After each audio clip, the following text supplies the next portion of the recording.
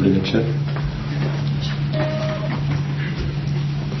Táto saláma obsahuje asi 40% vody, 30% múky, 10% soje a asi len 20% mäsa. Vyzerá to tak, že ľuďom nevadí, že má od salámy veľmi ďaleko, pretože veľmi dobre sa predáva. Veď stojí iba 70 korún. Táto saláma má asi 130% podiel mäsa, ale kúpi si ju len málo kto. Kilogram tejto udinárskej pochuťky stojí asi 4-krát viacej ako tá predchádzajúca. Pritom 10 deka poctivej salámy je asi 15 koliečok. Zatiaľ čo pri tej lacnej sa na váhe objaví len 10 koliečok, pretože obsahuje vodu. Podobne to vyzerá aj s vizuálnou kultúrou na Slovensku. S produktmi podobného zmýšľania sa stretávame každý deň. I keď tento príklad je veľmi originálnou ukážkou avantgardného aranžovania výkladov, ale tu ide o náhodu a nie o zámer. Chceli sme túto nelichotivú úroveň vizuálnej kultúry zmeniť, chceli sme ju reagovať. Ale ako? Zabehnutý prístup kreatívcov, pri ktorom sa všetky dizajnerské problémy riešia za stolom v agentúre, nebol najvhodnejší.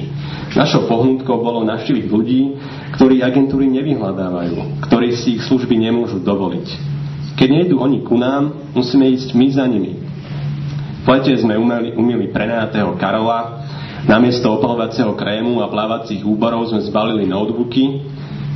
Z ideou vylepšovania vizuálnej kultúry sme sa vydali na severné Slovensko a nie k moru, kam by išiel každý dizajner zmierený s realitou slovenskej vizuálnej kultúry.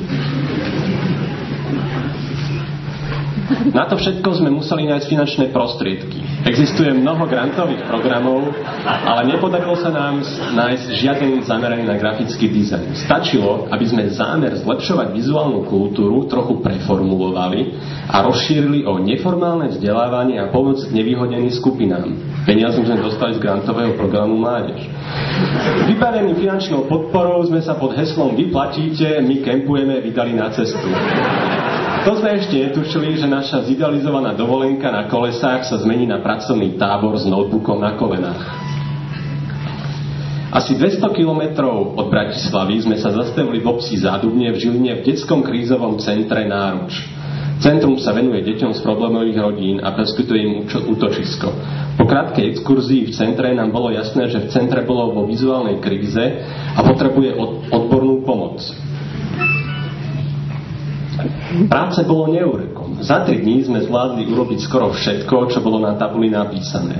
Počas nášho pobytu v centre si postupne začali uvedomovať, ako im dobre urobené materiály môžu pomôcť pri komunikácii s verejnosťou i so súkromným sektorom. Zrealizovali sme aj jednoduchý orientačný systém pre ich budovu s pomerne veľkým počtom miestností. Nákladnica na celý systém bolo asi 400 korún za fóliu a plotrovanie.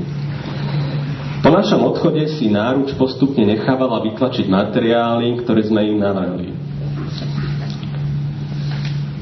Presunuli sme sa asi o 50 km ďalej do malej dediny Staškov, kde sa nič nedeje, ktorá nie je ničím zaujímavá, kde ľudia žijú svojím životom a svojimi problémami a grafický dizajn vôbec nepotrebujú.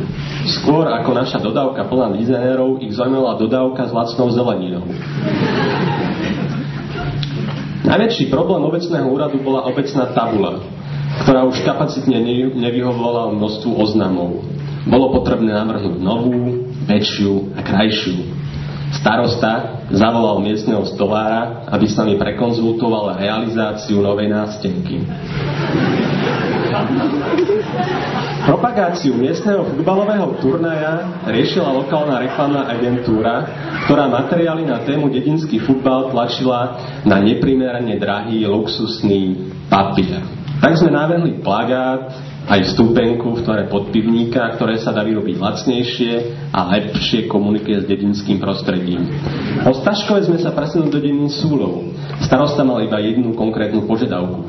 Zvektorizovať súlovský herb, ktorý potreboval nalepiť na obecné auto. Zbytok nechal na nás. Chcel, aby sme prišli s nápadmi nestranného návštevníka dediny. Starosta nám poskytol veľkorysý priestor sály obecného kultúrneho domu. My sme si robili svoju prácu, začal čo on sa aktívne venoval príprave futbalového turnaja a betonovania prístrežku na výčap piva. O 2 dní sme sa stretli, aby sme mu ukázali, čo sme pre Sulov vymysleli. Sulov je známy svojimi sulovskými skalami a vyhľadávaným miestom horolezcov. Preto sme vytvorili niekoľko návrhov na suveníry s horolezeckou tematikou. Nálepky, trička, prívesky, šatky a informačnú tabulu pre turistov.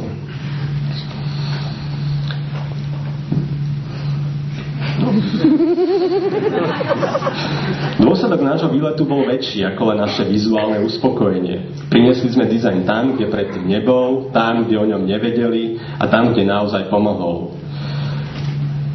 Na Vianoce sme dostali správu z krízového centra, že na vianočnej zbierke použili nové propagačné materiály, ktoré sme im navrhli a vyzbierali 4-krát viacej peňazí ako po iné roky. Ukázali sme ľuďom, že grafický dizajn nie je len reklama na prací prášok a že jeho prvoradou funkciou má byť skvalitňovanie života ľudí. Chceli sme, aby pochopili, aký má silný komunikačný potenciál a aké sú jeho vplyvy na fungovanie organizácií alebo na život obyčajných ľudí. No, nepodarilo sa nám zmeniť situáciu vizuálnej kultúry na celom Slovensku. Takže máme čo robiť aj toto leto. Momentálne záňame peniaze na 2. ročník. Nakoniec otázka, prečo to robíme? Lebo nás to baví. No, ostal nám ešte posledný slajd. Nevedeli sme, čo tam už dať, tak prinášame pozdrav od nášho bývalého prezidenta.